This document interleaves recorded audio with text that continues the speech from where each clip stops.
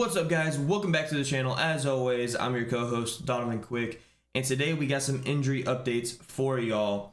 First injury update is Jaylen Waddle. So we know that he hurt his midsection in the middle of the week last week.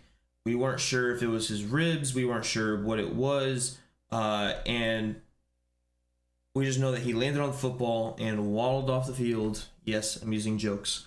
And we didn't have too much information on it. We still don't have a lot of information. However, Mike McDaniel came out and said that it is a midsection injury, but they don't foresee him being out long term. It's just, a matter of day to day, and hopefully he'll be back within like a week or two. He's had one of the best camps out of anybody. Now, we already knew he was a top 10 receiver in the entire league. And having one of the best camps where he looks even better than he did last year, adding that to this offense is just incredible. And we just want to see him back as soon as possible, but we don't want to rush him at the same time.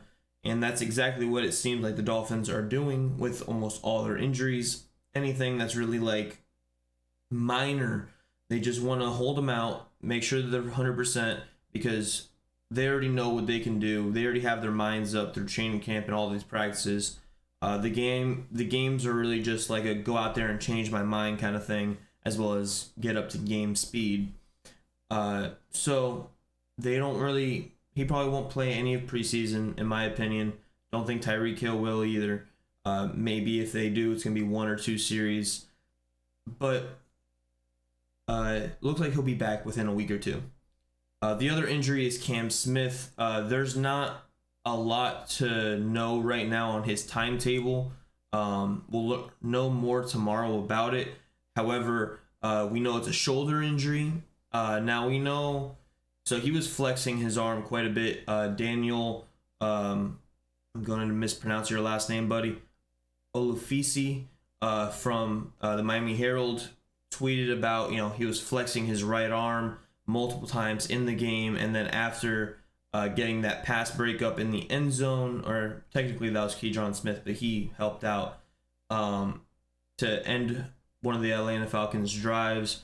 He came back to the sideline, went to the blue tent, then went to the locker room, and his day was done after that. But if you guys remember or follow Daniel on Twitter, he was flexing his right arm going back to the first week of training camp. Still making all these plays, still, flying around on the field and making incredible plays. But he was still flexing the arm a little bit during those. Now, the injury that held him out for a couple of practices was a lower body injury when he slipped on the concrete sidewalk next to the practice field after making a play. So they need to fix that. But that's what his injury was that held him out. So the shoulder hasn't held him out. However, I'm thinking that they're going to be really cautious with this. And they're going to probably put him in a red non-contact if they do have him practice. I foresee him missing a couple of practices, but maybe one if the shoulder injury heals up fast. But I foresee him being in a red non-contact jersey and maybe not even playing in the preseason game next week.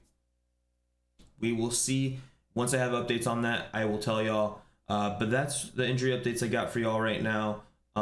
Robbie Anderson also held out of the game with an injury. Supposedly it's multiple injuries, multiple minor injuries. He was supposed to go and then didn't go. So we'll see what happens with him as well. But yeah, that's all I got for y'all today. Don't forget to like, subscribe, leave a comment below on any other updates that you guys want me to go dig in on and find information for y'all.